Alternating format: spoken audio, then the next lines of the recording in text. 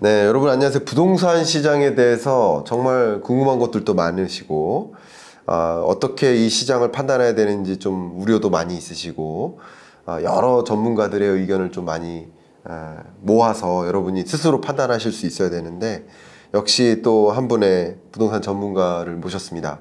박은정 감정평가사님입니다. 인사 한번 부탁드립니다. 네, 안녕하세요. 유튜브에서 리얼아이 박감사 채널을 운영하고 있는 박은정 평가사입니다. 네, 리얼아이 박감사 채널. 네네. 예, 그러시고 최근에 내신 책이 있으실까요? 대한민국 부동산을 보는 눈이라고 해서요. 네. 21년도에 책을 한번 냈습니다. 그 책도 같이 관심 가져주시면 좋을 것 같습니다. 우리 감정평가사님이 이제 어떤 직업이 이제 자격이 감정평가사니까 아마 감정평가사가 뭔지 궁금해하시는 분들도 계실 거예요. 네네. 설명 한번 부탁드릴까요? 쉽게 말해서 이제 부동산을 가장 많이 아시는데 부동산 말고 뭐 유가증권이라든가 항공기, 뭐 선박 이런 것도 평가를 하는데 네. 이런 어떤 경제적 가치가 있는 물건에 대한 그 가치를 숫자로 표시하는 직업을 감정평가사라고 합니다. 그렇죠. 네. 왜냐면 우리는 현재는 이제 돈을 주고받는데 가끔은 물건을 주고받을 때가 있고 네. 물건을 담보로 대출을 받을 때도 있고 여러 가지 관점에서 그럼 이 물건은 현재 얼마인가? 그렇죠. 네, 그런 거잖아요. 혹시 막 들어가는 질문인데 네. 이런 것까지 평가해 본 적이 있다. 이런 것까지. 예를 들어서 뭐 항공기 평가해 본 적이 있다. 헬기, 뭐 소방 헬기 같은 거. 소방 헬기 네, 평가했었다. 네, 평가해 본 적이 있고요. 네. 또 이제 감정원에 제가 좀 오래 근무를 했었는데 네. 거기 있을 때는 뭐 치과 의자? 치과 의자도 네. 평가했었다. 네. 맞아. 그런 게 평가하기가 굉장히 어렵잖아요. 그렇죠. 아무래도 뭐 네. 대학병원에서 쓰는 맞아요. 고가의 의료 장비 같은 것들도 맞아요. 이제 마지막에 불용품 처분할 때는 가격이 필요하거든요. 이제 그런 것들에 대한 평가까지 뭐 다양한 걸 좀 그렇죠. 해봤습니다. 네. 제가 지금 감정평가사님께 드리고 싶은 첫 번째 질문이 지금 한국부동산원 통계에 대해서 네. 이의를 지적하시는 분들이 계시고 그래서 이 통계의 신뢰성에 대해서 혹시 어떻게 생각하시는지. 일단 부동산 관련 통계가 여러 가지가 있잖아요. 네. 근데 이제 물량적으로 측정이 가능한 통계가 있고, 네. 그다음에 어떤 시장의 동향을 파악하는 통계가 있다고 그렇죠. 생각을 하는데, 네. 물량적인 부분은 이제 자료로 나오는 것들이니까 이제 네. 그런 부분에 대한 통계치는 객관적인 수치이고 그런 부분들은 굉장히 저는 신뢰할 만하다고 생각을 합니다. 네. 그런데 이제 시장 동향에 관련된 부분은 네. 조금 다르게 생각을 해요.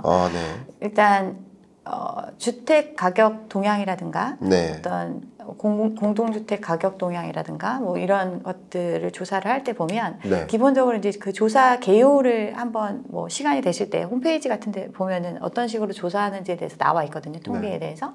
근데 내용을 보면 이제 부동산 중개업소에서 이제 자문을 구해서 네. 또는 이제 어떤 그리고 나서 이제 그 조사자가 시장에서 조사한 가격 뭐 이런 것들을 위주로 이제 통계가 작성이 되는데 이거는 부동산 시장의 특성을 놓고 봤을 때는 기본적으로 호가 위주로 조사가 될 수밖에 없는 그런 구조거든요. 네. 그러니까 부동산 시장에 나와 있는 물건의 가격을 조사를 하는 건데 그럼 그 가격은 주로 이제 매도자가 내놓는 가격.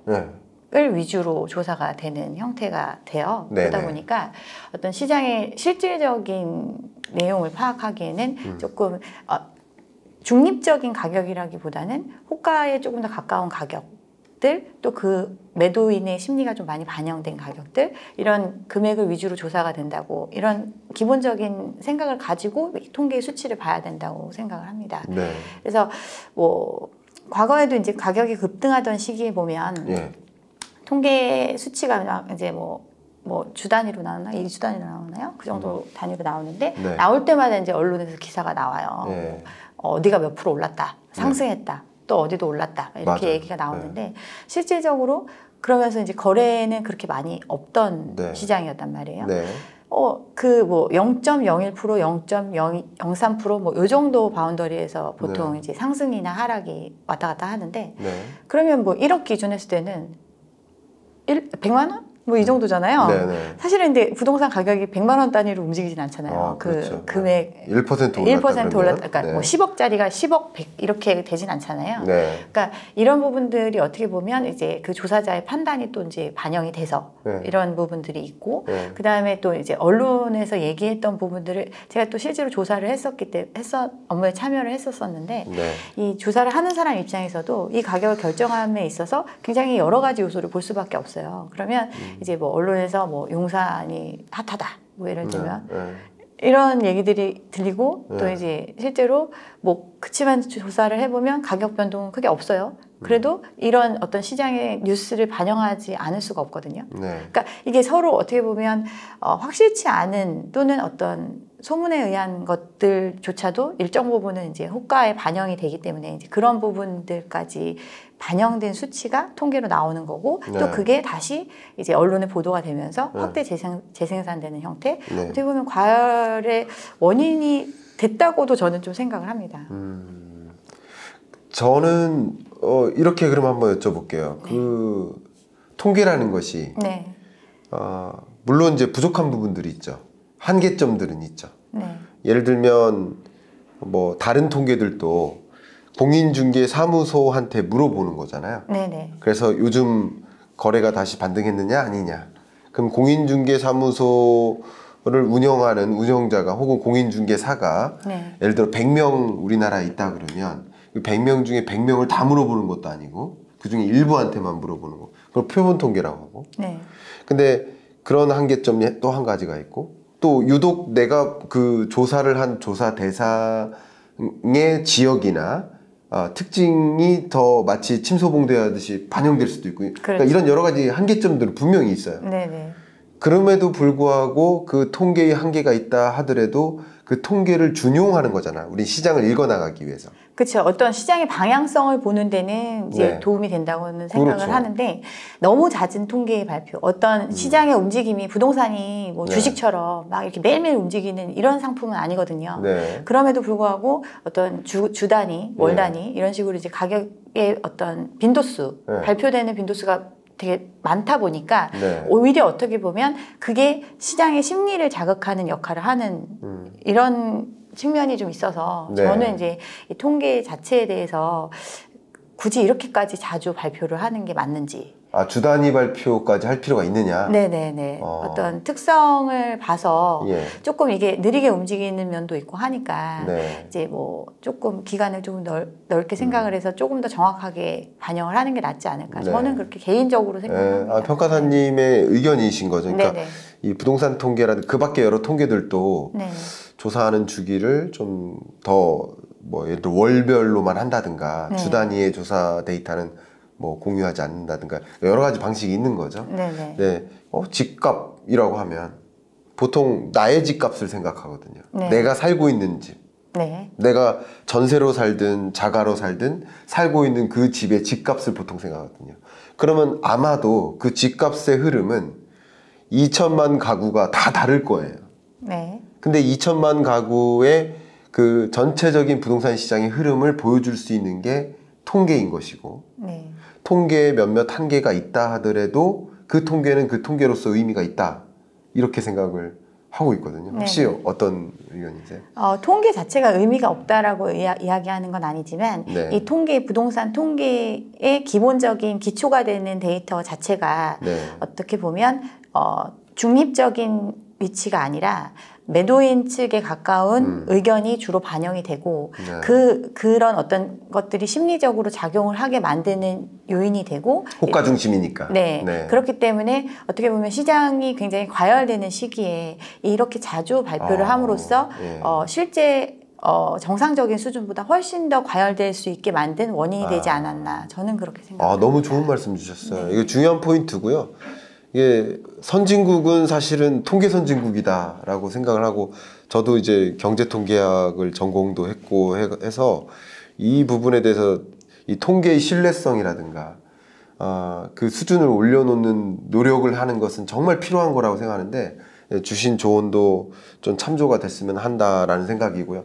왜냐하면 이 한국 부동산원 통계의 신뢰성에 대해서 이제 지적하시는 몇몇 학자분들도 계시고, 근데 지적은 받을 만해요. 그리고 항상 고도화해야 되고 더 신뢰성을 갖춰 나가야 된다고 생각을 합니다. 근데 저는 어떤 측면이 있냐면 이런 거죠. 말씀하신 대로 부동산 매매 가격이 좀 나름 상승할 때, 폭등할 때 그때는 또 그 폭등하는 흐름을 더 많이 보여주고, 왜냐면 말씀하신 대로 매도자의 입장을 주로 반영하다 보니까. 근데 또 하락할 때는 또 강한 하락을 또 유독 보여주는 흐름도 있는 것 같고요.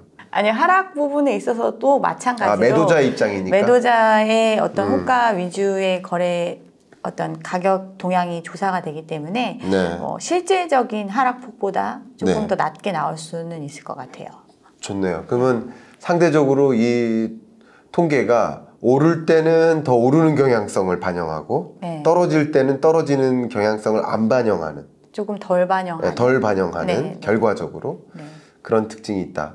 그러면 우리가 이 통계의 신뢰성을 부정하는 순간 네.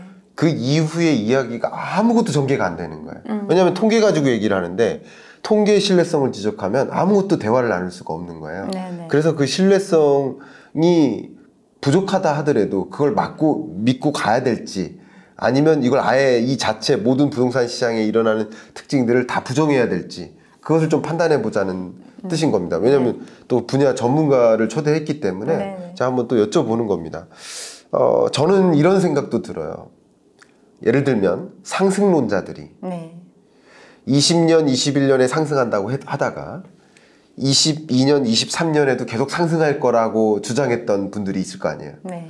근데 초반에 가격 상승세가 하락세로 전환됐을 때 그 전환되는 그 통계를 부정했어요. 믿지 않으려 했어요. 아.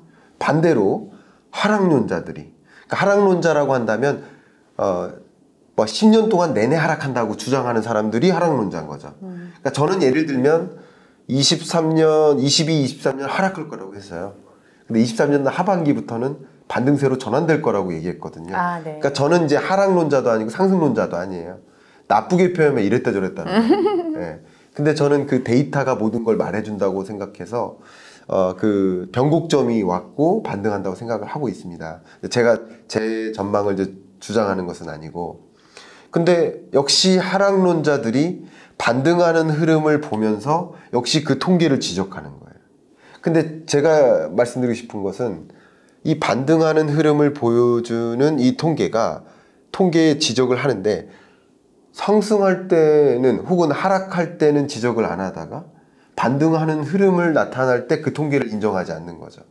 이 부분에 대해서 혹시 어떻게 생각하세요? 기본적으로 중립적인 입장에서 보는 게 아니기 때문에 그렇다라는 걸 첫 번째로 말씀을 드리고, 두 번째는 이제 실거래가를 기초해가지고 또 이제 네. 그게 어느 정도 반영이 된단 말이에요. 네.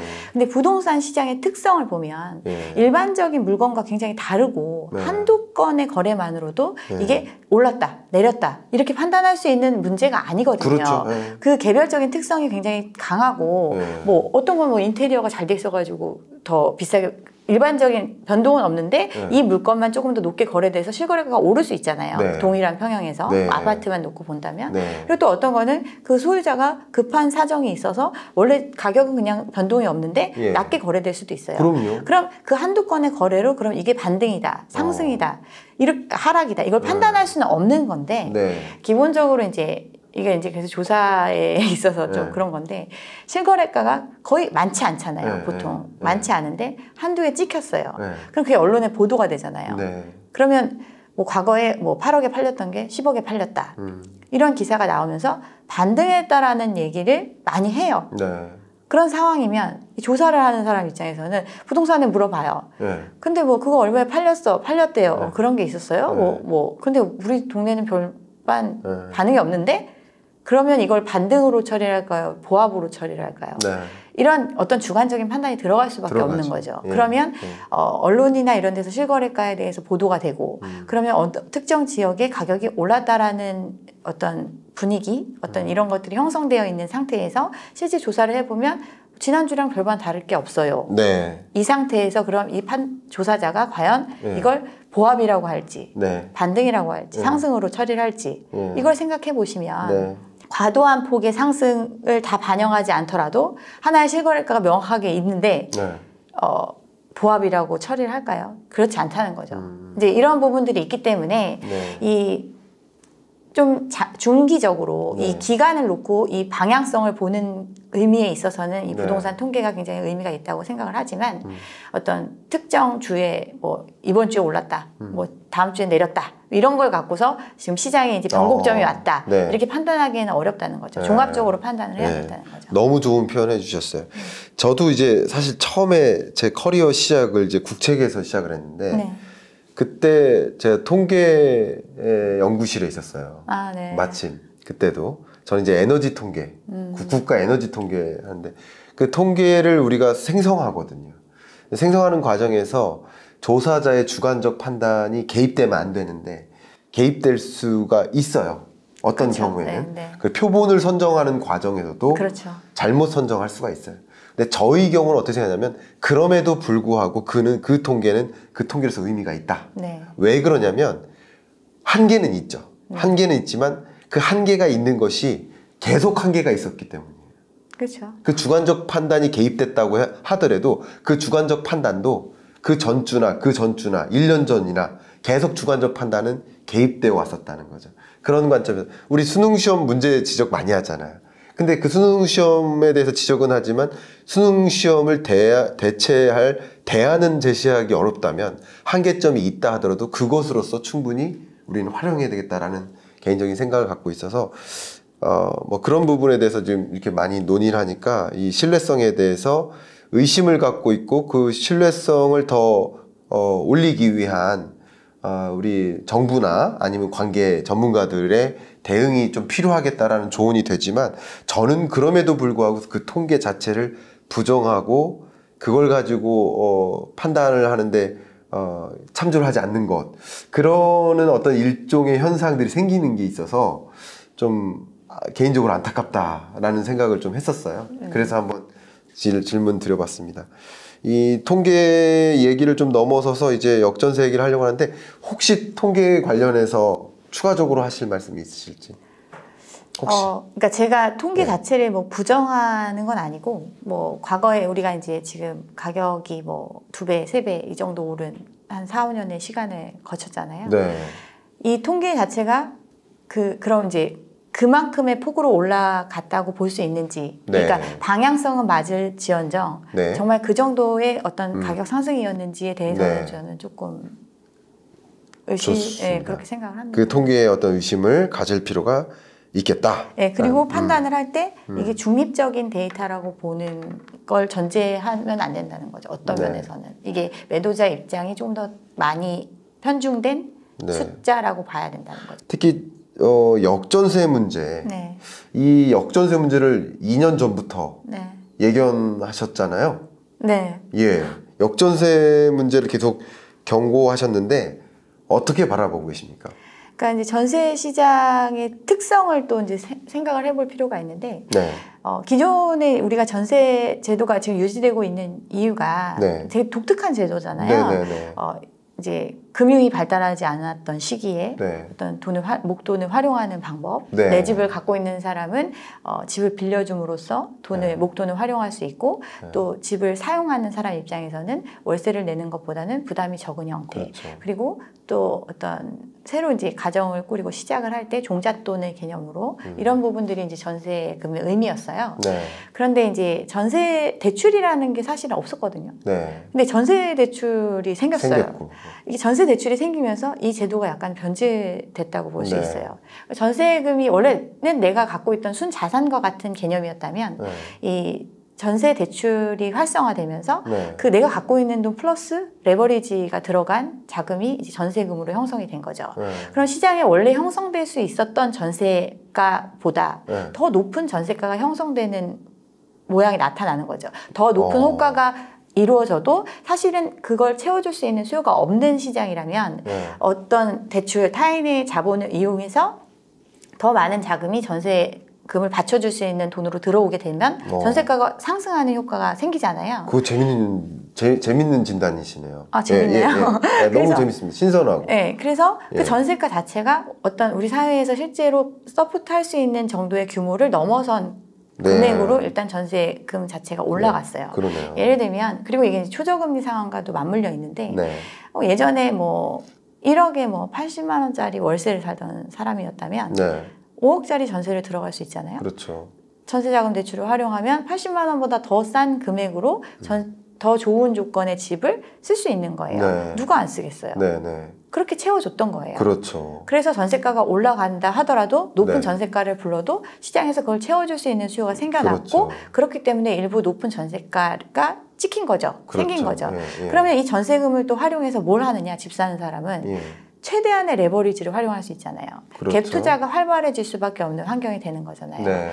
그런데 이 전세금을 내가 빌린 돈도 그 기간 동안 다시 다 내 순자산으로 돌릴 수 있을 정도의 우리가 소득이 활발한 시장이라면 네. 이 가격이 계속 유지될 수 있겠죠. 그렇죠. 그렇지만 그렇지 않잖아요. 맞아요. 타인 자본이니까. 네. 근데 금리가 올라가는 환경이 됐고 네. 당장 1억에 80만 원과 동일하다고 생각해서 5억의 전세를 살았던 사람은 이제 부담감이 2배로 늘어났잖아요. 그렇죠.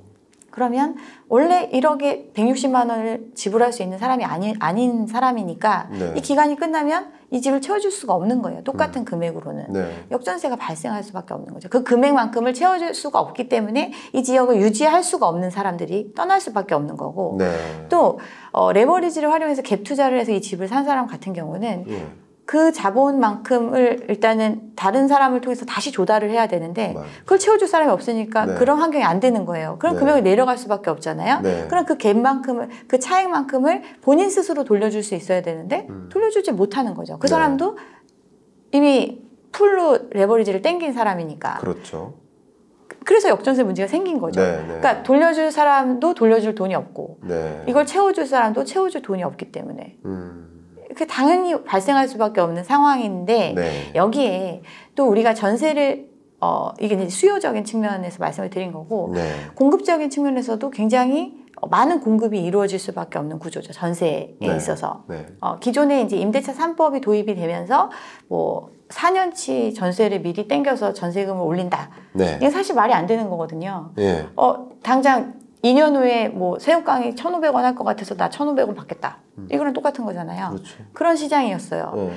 그러니까 이렇게 과도하게 근데 실질적으로 움직인 사람은 30%도 안 되거든요. 네. 기존에 이제 계약갱신 청구권을 활용해서 7, 80%의 사람들은 그대로 살고 있고 네. 나머지 이제 20%가 이동을 하면서 그 올라간 전세가를 또 풀린 유동성으로 인해서 타인 자본을 활용해서 채워줬던 거예요. 네. 그래서 전세가가 올라가는 통계가 나타났겠죠. 전세가가 급상승하는 모습이 나타났지만 네. 실질적으로 시장 자체에 그런 절대적인 숫자는 좀 적었던 거고 어떻게 보면 근데 공급은 계속된단 말이에요. 네. 공급은 계속되는데 이것도 그러니까 결국 돈이 없는 게 문제거든요. 네. 아파트 값을 치르는 방법을 예. 처음에 계약금 내고 중도금 대출 받아서 내고 나중에 잔금 때는 전세금으로 이 모든 걸 상환하고 이제 나머지 프리미엄만 얻을 수 있다. 네. 이런 개념으로 사람들이 집을 많이 샀단 말이에요. 네. 그러면 이게 이제 입주 시기가 도래를 하잖아요. 그렇게 공급 선분양을 하니까 네. 2년 전에 공급했던 거 뭐 이런 게 다 돌아오잖아요. 네. 그 사람들은 전세를 내놓을 수밖에 없는 사람들인 거예요. 공급이 늘어날 수밖에 없는 그렇죠. 구조죠. 네. 근데 원래 이게 안 들어와도 네. 이미 역전세가 발생할 수밖에 없는 환경인데 네. 여기에 또 수많은 공급 물량이 들어오면서 그것도 네. 전셋집을 줘야만 이 잔금을 치를 수 있는 물량이 들어오기 때문에 전세가가 기본적인 상황보다 더 내려갈 수밖에 없는 이거는 뭐 어떻게 보면 굉장히 당연한 현상인 거죠. 네. 그래서 제가 이제 제 영상을 통해서는 예. 소금물에 빗대서 이걸 설명을 소금물이요? 예. 설명을 어떻게요? 드렸어요. 예. 이제 수조가 있어요. 네. 수조에 이제 물은 어떤 이제 수조의 물은 집이라고 생각을 하시면 돼요. 아파트. 네. 소금은 집값을 지불할 수 있는 이제 돈이라고 생각을 하면 이 소금물의 농도는 전세금이라고 생각을 네. 하시면 돼요. 네. 개념이 잡히시나요? 네. 네. 근데 임대차 3법이 생기면서 칸막이가 딱 쳐졌어요. 네. 이쪽 물이 안 넘어와. 네. 여기 이제 조금 이제 막힌 공간에 네. 이제 집이 이제 물이 없잖아요. 네. 안 넘어오니까. 네. 계약갱신 청구권 때문에 다 이제 잠겨 있잖아요. 예. 나올 수 있는 시장에 나올 수 있는 집이 몇 개 없어요. 예. 그런 상황에 유동성은 풍부해. 탈 수 있는 소금은 많아요. 예. 그럼 이쪽에 이 막힌 쪽에 소금물의 농도는 높아질 수밖에 없잖아요. 그렇죠. 전세가가 올라갈 수밖에 없죠. 네. 일시적인 현상이라는 거죠. 네. 근데 이 칸막이가 풀려요. 네. 2년 지나고 4년 지나면 계약갱신 청구권이 끝나잖아요. 네. 그럼 시장에 이쪽에 갇혀 있었던 물량이 쏟아지죠. 그럼 다시 물의 농도는 그대로 되잖아요. 네. 근데 물이 여기에 그 새로 공급되는 아파트가 생기니까 물의 양은 또 늘어나. 네. 근데 여기 탈 수 있는 소금은 그동안 싸게 빌려줬으니까 쉽게 돈을 타서 전세금을 올려줄 수 있었는데 이건 또 줄어들어. 그럼 기존의 농도보다 낮아질 수밖에 없잖아요. 네. 그러니까 전세가가 내려갈 수밖에 없는 거죠. 그래서 제가 이걸 이제 소금물에 비유해서 설명을 여러 차례 드린 적이 있는데 그냥 상식적으로 생각해 보면 역전세가 올 수밖에 없는 거죠. 없는 거였다. 네. 그래서 이제 얘기를 했는데 이제 진짜 왔네요. 네. 진짜 왔네요. 네. 예. 소금물로 본 역전세난. 네. 예. 강의 들은 것 같습니다. 너무, 그래요? 예, 너무 명확하게 설명해 주셔서 감사합니다. 네. 자본주의 네. 사회잖아요. 네. 시장 경제고 네. 사실은 자기가 어떤 경제적인 능력이 되는 한도 내에서 합리적인 소비를 하는 게 네. 일반적이고 정상적인 시장인데 네. 자기 능력보다 더 많은 돈을 활용을 하면서 살아왔던 거예요, 그동안. 네. 그게 네. 저금리가 준 혜택이라고 보면 혜택이죠. 네. 근데 파티를 계속 벌일 수 있으면 계속 가면 돼요. 네. 계속 대출을 해주면서 네. 절대 갚지 마. 네. 이건 내가 그냥 거의 거저 빌려주다시피 빌려줄게. 계속 무한히. 그렇다면 이 상황이 계속 갈 수 있어요. 그렇죠. 누구나 그걸 원하죠. 그래서 어떻게 보면 돈을 풀어가면서 경기를 부양하는 것도 그런 효과잖아요. 네. 근데 그 한계는 뭐냐면 대출이라는 것 자체가 그 특성을 살펴봐야 되는데 대출이라는 거는 결국은 신용이잖아요. 네. 어떤 자기가 벌어들일 수 있는 소득에 기반한 미래에 이 사람의 이 벌어들일 수 있는 능력을 봐서 네. 돈을 빌려주는 것. 네. 이게 신용에 기초한 대출이고 그게 유동성이잖아요. 네. 근데 그게 내가 원래 할 수 있는 것보다 과도하게 그렇죠. 간 거잖아요. 네. 그게 금융 불균형이고 네. 언제까지 파티를 벌일 수가 없는 거예요. 네. 누구든 자기 시대에 이 상황이 계속 유지가 되면서 그냥 갔으면 좋겠지만 네. 결국은 그렇게 갈 수 없는 한계 상황이 온 거예요. 네. 지금은. 네. 왜 선진국이든 우리나라든 계속 저금리를 유지하고 싶지 않겠어요. 근데 저금리를 유지하지 못한 포기하게 된 이유는 인플레이션이 왔기 때문이잖아요. 네. 인플레이션이 왔다는 거는 돈을 너무 많이 풀어서 이제 모든 재화의 가치가 표시되는 금액 자체가 올라가는 현상이 인플레이션이잖아요. 네. 근데 인플레이션이 오면 실질적으로 너무 힘들어지잖아요. 네, 그러니까 네. 생존의 문제가 결부가 되는. 네. 자산의 인플레이션 같은 경우는 기본적으로 그냥 그 자산을 갖고 있는 사람들이 덜 갖고 더 갖고의 문제인 거지. 그래서 이제 그 자산의 인플레는 그냥 뒀던 거예요. 근데 이제는 실물의 인플레가 오기 시작을 하니까 더 이상 이 유동성 파티를 벌일 수가 없는 상황이 된 거고 그렇기 때문에 이제 고금리로 가는 거거든요. 그러니까 파티가 끝난 거예요. 그러니까 파티가 끝났으면 파티에 대한 비용을 누가 내야 되는 거잖아요. 지금 그 과정에 있는 건데 그 파티의 비용을 지불한다는 거는 전체 시장에서 누군가는 막대한 어떤 유동성이 풀린 시장에서 막대한 부를 얻을 수 있었잖아요. 그럼 손실을 보는 사람이 생기는 구조가 되는 거죠.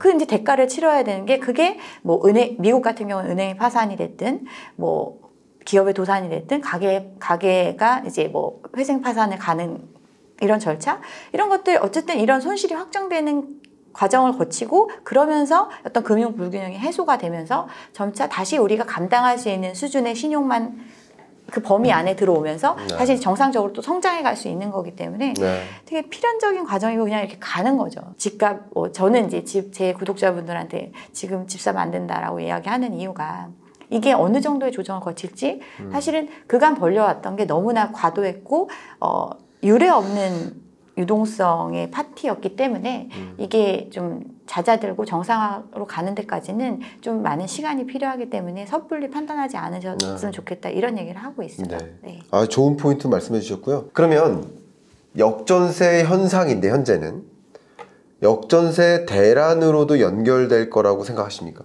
일단은 이제 뭐 요즘에 전세가가 조금 뭐 보합으로 간다 뭐 이런 얘기도 나오고 뭐 이런 얘기가 나오는데 근데 이거는 이제 개별적으로 보셔야 돼요. 그러니까 전세를 살던 사람이 기존에 이제 최고가의 전세를 찍었을 때 살았고 이제 갱신할 때가 됐어요. 그럼 이제 모두가 지금 이제 어느 정도는 일정 부분 돌려줘야 된다는 건 알아요.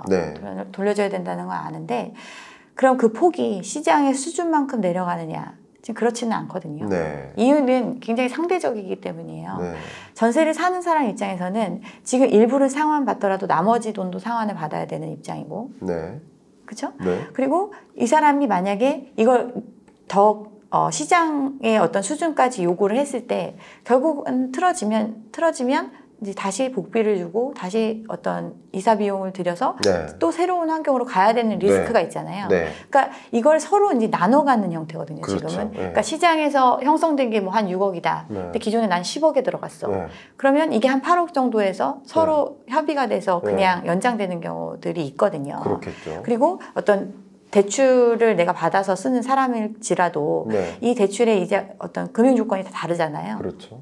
그래서 개별적으로 판단을 해서 이게 지금 뭐 역전세의 정도가, 그러니까 실제 시장에서 벌어지는 역전세보다는 조금 낮은 정도에서 타협되는 형태, 뭐 이런 게 실제로도 많이 지금 이루어지고 있거든요. 그렇죠. 그래서 그런 부분들이 있는데 네. 이게 이제 역전세 대란으로 간다. 이거는 이제 하반기 서울 같은 경우는 이제 하반기 입주 물량이 많잖아요. 네. 그러니까 또 공급 물량도 많고 네. 뭐 이러다 보니까 이런 부분들이 이제 맞물리면 네. 이제 조금 더 전세가가 내려갈 수 있는 요인이 되겠죠. 그렇군요. 네, 제가 이제 이런 부동산 시장의 과열기에 대해서 굉장히 저는 부정적으로 이야기를 했었고 이거에 의한 후폭풍이 되게 클 거라고 이야기를 많이 해왔었는데 네. 부동산이 계속 오른다고 하니까 10억이 있는 사람은 20억짜리를 사고 예. 돈이 뭐 몇 천만 원 있는 사람도 전세에 갭해가지고 예. 뭐 1억 정도 갭이 나는 뭐 5, 6억 뭐 이 정도 되는 네. 집을 샀단 말이에요. 네네. 견딜 수 있는 강도가 달라요. 예. 예. 그러니까 예를 들면 강남 같은 경우는 지금 뭐 전세금 돌려주는 역전세난이 생겨서 뭐 돈을 못 돌려주는 경우가 생겼다 이런 얘기가 별로 없고 어떻게 꾸역꾸역 돌려주고 있잖아요. 네. 꾸역꾸역 돌려주고 있다는 거는 그 차이만큼을 어디서 다른 방법으로 조달할 수 있는 사람들이라는 거죠. 네. 근데 그동안 뭐 서울만 공급된 게 아니고 강남만 공급된 게 아니고 네. 수도권의 재개발을 통해서 엄청 많이 공급이 됐잖아요. 택지개발 그렇죠. 쪽도 그렇고 그렇죠. 또 2기 신도시 뭐 이런데 과거에 10년 이상 미분양 났던 이런 지역들조차도 굉장히 많이 올랐다고 해서 거기에 엄청나게 사람들이 투자를 했단 말이에요. 네. 다 전세금을 레버리지 삼아서 들어왔단 말이에요. 네. 그럼 그 사람들도 과연 그거 하나만 있는 사람들 또는 그걸 기반해서 여러 개의 집을 해놓은 사람들이 한 채만 갖고는 사실은 자산의 큰 증식이 안 되거든요. 이런 네. 시장에서는. 네. 하나는 내가 살 거니까. 그렇죠. 나머지는 투자의 목적으로는 사실은 여러 채를 소유하지 않으면 이 자산 가격 상승의 이득을 누릴 수가 없어요. 네. 그래서 이렇게 오른다는 시장에서 정말 여러 채씩 사신 분들이 주변에 되게 많단 말이에요. 공격적으로. 네. 그런 사람들이 과연 이걸 다 돌려줄 수 있는 능력이 되느냐. 그런 차원에서 봤을 때 종합적인 측면에서 봤을 때는 역전세난이 더 심각해질 수밖에 없다. 지금 일부 뭐 해소가 되는 지역들도 있겠지만 네. 그 사람들의 얘기가 전해진다고 해서 시장이 전부 다 그렇게 될 정도로 사람들이 막 돈이 많거나 이런 건 아니니까. 네. 네. 네. 그래서 저는 그런 부분에서는 조금 다르게 생각합니다. 네, 너무 훌륭하십니다. 말씀하시는 내용 속에서 제가 생각했던 거랑 좀 다른 것이 있다면 계속 이제 네. 반문하듯이 질문을 드려서 훌륭한 답변을 좀 찾아보려고 노력하는 것인데요. 네네. 역전세난이 오면 그 역전세난의 주된 피해자는 누굴까? 그러면 세입자 아니겠습니까? 그러니까 역전세를 해결하는 방식에 대해서도 저는 굉장히 이견이 있는데 예. 지금 말씀하신 것처럼 세입자가 피해를 보는 지금 구조일 수밖에 없죠. 기본적인 대책은 네. 돈을 빌려간 사람이 돈을 갚아주면 되는 거예요. 네. 자구책으로. 네. 자구책이 뭐예요? 기본적으로는 이 시장 논리대로라면 네. 돈을 빌려간 사람이 돈을 갚아야 되는데 네. 이 집을 담보로 돈을 빌려 쓴 것과 마찬가지이기 때문에 네. 그걸 감당할 수 없으면 이 자산을 처분해서라도 빚을 갚아야 할 시기에 갚아주는 것이 원칙이에요. 그런데 지금은 DSR을 완화해줘서 그걸 다시 대출로 메꿔줄 테니까 예. 버텨라 이렇게 얘기를 하는 거거든요. 그런 어떤 자구책을 함에도 시장에서 받아줄 수 없기 때문에 네. 뭐 그런 상황에 대해서 뭐 일시적으로 돈을 빌려준다 뭐 이런 걸 선책으로 하는 거 뭐 이런 거가 이제 구제책이라고 볼 수 있는데 지금 이제 그런 것보다는 오히려 사람들이 그냥 지금 집값 떨어진 게 일시적인 상황이라고 생각을 하고 이제 곧 다시 반등이 될 거라고 생각을 하니까 네. 내가 이 턴만 넘기면 더 큰 이익을 볼 수 있다. 이런 생각에 안 팔고 있는 거 아닐까요? 일단은 지금 DSR을 완화해줘가지고 대출을 더 많이 해줘서 네. 전세금을 돌려줄 수 있게 해준다 이거잖아요. 네. 전세금을 돌려받는 방법은 사실은 꼭 그 방법만 있는 건 아니잖아요. 안 네. 돌려줬을 때 네. 경매를 들어가서 네. 그 처분해서 돈을 돌려받을 수 있잖아요. 네. 이게 원래 정상적인 방법이에요. 그게. 예. 그렇잖아요. 예. 근데 지금은 일단 DSR을 완화해줘서 이 상황을 그런 어떤 자산의 강제적인 처분 상황까지 가지 않는 상황에서 돈을 돌려줘라. 네. 이런 개념이잖아요. 네.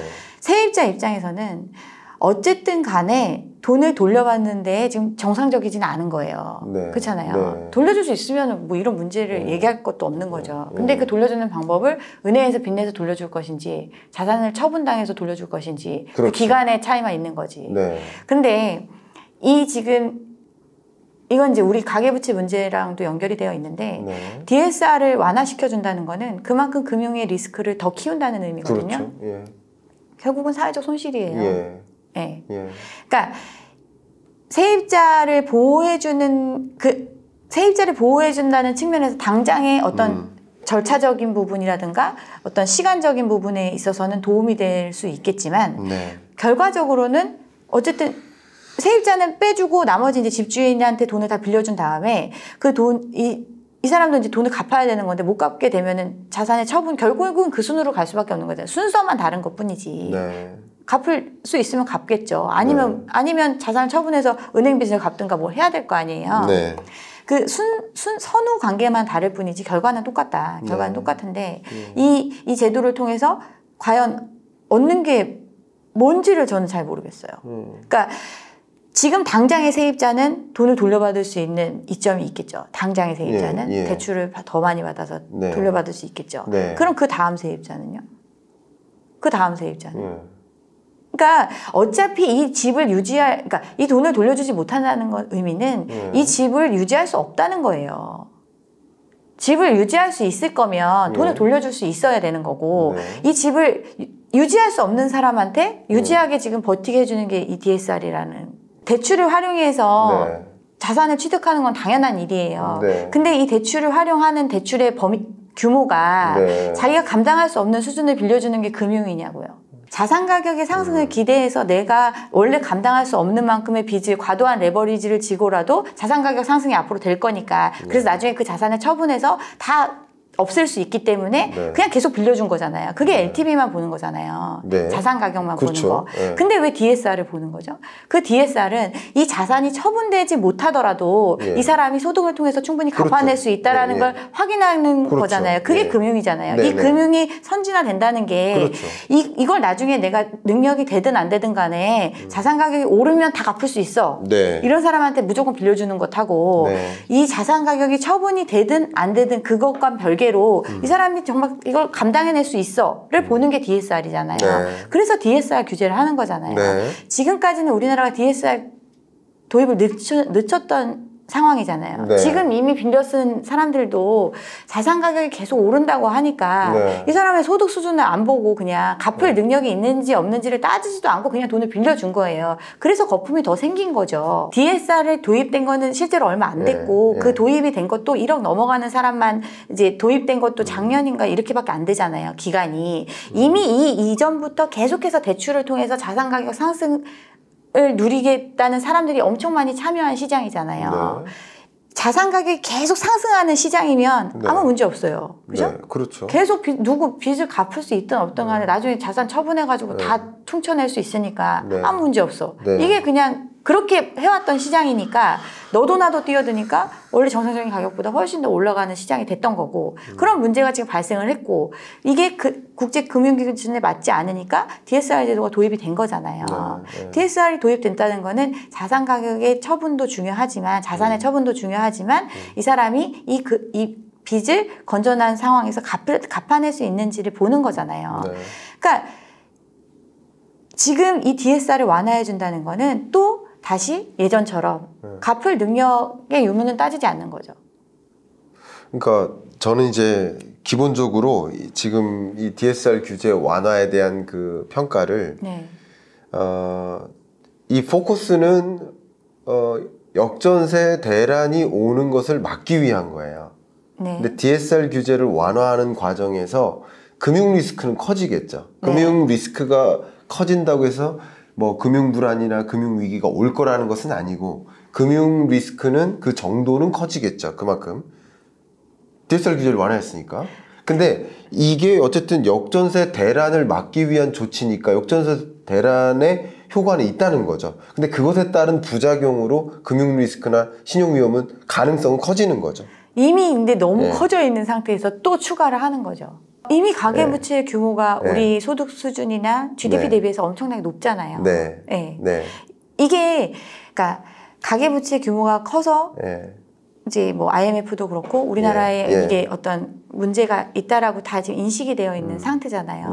그 감당할 수 없는 수준의 부채 규모에도 불구하고 다시 또 DSR을 완화해줘서 또 부채로 이 상황을 넘어가는 거죠. 그렇게 보시는군요. 자, 그러면은 지금 하반기에 금리 동결 기조가 좀 이어지고 있고 그래서 부동산 시장 자체가 이제는 어떻게 전개될 것이다 이렇게 보고 계신지 뭐 아마 그 다른 여러 채널에서 분양 받아서는 안 된다 이런 말씀도 이렇게 해주셨는데 그런 부분에 대해서도 좀 조언 주시면 감사하겠습니다. 일단 금리 동결 기조 거의 이제 뭐 거의 금리 이제 상승을 멈춘 상태잖아요. 한국은행 같은 경우는. 근데 제가 예전에 이제 금리 얘기를 하면서 이제 금리를 멈출 때가 더 위험하다라는 얘기를 했었어요. 왜냐하면 이제 기본적으로 이제 금리가 올라가는 환경인데 글로벌 상황이 근데 우리나라 같은 경우 그거에 맞추지 못하고 발맞추지 못하고 금리를 동결한다라는 거는 그만큼 경기 침체에 대한 우려가 크고 또 지금 어떤 부채 부분에 있어서 그 리스크가 금융 리스크가 커지고 있기 때문에 금리를 못 올리는 상황이 온다는 거거든요. 그렇기 때문에 더 위험한 상황이다라고 말씀을 드렸었는데 이제 여실하게 또 이번에도 이제 금리를 동결할 것처럼 보여지는데 기본적인 전제는 그거잖아요. 금리를 올리지 않는 이유가 어떤 한미 기준금리 역전차에도 불구하고 외화 유출이 벌어지지 않고 환율이 안정적이고 이런 상황으로 간다라는 전제하에 미국이 또 금리를 많이 올리지 않는다라는 전제하에 아무런 변화가 없다면 우리도 금리를 이제 더 이상 올리지 않겠다. 근데 이러기에 쉽지 않다는 거죠. 지금 상황이. 그러니까 미국은 앞으로 2차례 정도 연속해서도 금리를 올릴 걸로 예정을 하고 있고 그리고 어떤 피벗이 오는 거에 대해서도 2025년에 2%의 경제 성장률이 달성될 걸로 예상을 하기 때문에 그 전까지는 크게 기대하지 말아라. 미국도 이제 자산 시장이 왔다 갔다 하니까 그런 부분들을 계속 강조를 하고 있는 상황. 이 얘기는 지금의 금리 상황에서 조금 더 올라간 수준의 금리 조건을 보이면서 그 상황이 상당 기간 유지된다라는 의미잖아요. 우리나라 같은 경우는 근데 금리를 지금 동결하고 있고 그 금리 지금의 금리도 다른 나라에 비해서 낮은 금리임에도 불구하고 견디지 못하는 사람들이 많이 늘어나고 있는 상황이기 때문에 지금 어떤 집값만 놓고 보는 게 아니라 앞으로 하반기 어떤 경기 침체 국면이라든가 이런 부분들이 올 가능성이 굉장히 높고 또 예상하고 있잖아요. 우리나라 같은 경우 1%대 이제 경제 성장률을 예상하고 있으니까 2%가 현상 유지고 2% 미치면 거의 그러니까 좀 떨어지는 걸로 봐야 되잖아요. 침체 국면이잖아요. 이런 상황에서는 사실은 집값이 다시 오르기에는, 그러니까 경기가 안 좋을 때 집값이 막 오르진 않잖아요. 이제 이런 상황으로 갈 거기 때문에 지금 뭐 조금 반등한다라는 얘기가 나오는 때도 있어요. 들어보면. 근데 그렇게만 판단할 건 아니라고 저는 생각을 합니다. 그래서 조금 더 관망하셨으면. 너무 좋은 말씀이십니다. 경기 사이클 면에서 2023년이 바닥인 건 맞아요. 굉장히 안 좋습니다. 금융위기, 뭐 외환위기, 팬데믹 경제위기 포함해서 4번의 경제위기가 있었는데 그 4번을 빼고 성장률이 제일 낮죠. 근데 그 성장률 전망치도 상반기가 0.8%, 이제 하반기가 1.9%, 8-9%. 우리나라가 예상하는 거 우리나라도 외국에서 보는 거 1.1에서 1.3 정도 보죠. 근데 이제 전망하는 그 기관마다 다르지만 IMF는 우리 경제를 1.5로 보고 있고 OECD는 우리 경제를 1.4%로 보고 있고 월드뱅크도 그 정도로 보고 있고 이제 부정적으로 보는 주요 금융기관들은 또 더 낮게도 보죠. 근데 이제 상반기와 하반기를 구분했을 때 상반기가 그러니까 한 해 성장률을 1.4%로 현재 한국은행이 전망하고 있고 그 전망치가 맞다라는 전제하에 상반기가 0.8, 하반기가 1.8%고 그리고 다른 이제 금융기관들이 투자은행들이 전망하는 것도 1.1, 1.2%로 전망한다 하더라도 상반기보다는 하반기가 나아진다라고 왜냐하면 상반기가 0%대니까 그럼에도 불구하고 1%대 성장률이라고 한다면 하반기는 그래도 1% 중반 정도로 보는 그러니까 경기 사이클이라는 면에서도 23년보다 24년이 좋고 23년 상반기보다 하반기가 좋아지니까 경기라는 면에서도 하반기가 좋다라는 뜻은 아니지만 상반기보다는 좋아진다라는 표현을 좀 드리고 싶고요. 또 경기가 그렇게 직접적으로 부동산 경기에 영향을 주는 요소긴 하죠. 주는 요소긴 하지만 하방 압력이긴 하죠. 경기가 안 좋으면. 근데 경기 외에 상방 압력이 좀 더 크다고 보고 있는데 대표적인 예가 2020년 팬데믹 위기 때 그때 경제가 더 안 좋았거든요. 근데 2020년에 매매 가격이 급등했잖아요. 2020년, 21년에 흐름이 더 안 좋았었는데도 불구하고 집값이 이제 올랐다. 이 집값이 오르는 흐름은 경기가 아니라 사실은 오히려 유동성이고 돈의 흐름이다 이렇게 좀 보고 있어요. 그런 면에서 저는 뭐 부동산 시장이 뭐 급격히 반등한다 이럴 요소는 거의 없다고 생각합니다. 경기도 이제 바닥 찍고 회복은 되지만 회복세도 매우 미미하고 그런 면에서 시장을 뭐 매우 긍정적으로 보진 않지만 전국 평균 매매 가격 등락률을 기준으로 했을 때 0을 통과하는 지점은 하반기 온다라고 보고 있어요. 그런 면에서 이게 여러 전문가들이 각자 이제 보는 시야가 있고 이제 보고 계시는 것이 제가 틀릴 수도 있고 또 우리 초대된 우리 감평사님께서 명확하게 부동산 시장을 더 꿰뚫어 보실 수도 있고 그런 것들을 이제 의견을 고루 받들어서 여러분들이 최선의 객관적인 그런 의사결정을 내리시는데 좀 참조가 됐으면 좋겠습니다. 오늘 참여해 주셔서 너무 감사하고 네. 토론 여기서 마무리할까? 어떻게 소감 네. 말씀 또 해주실 수 있으세요? 초대해 주셔서 감사하고요. 다음에 또 뵙도록 하겠습니다. 네. 예, 감사합니다. 네, 감사합니다. 예, 감사합니다.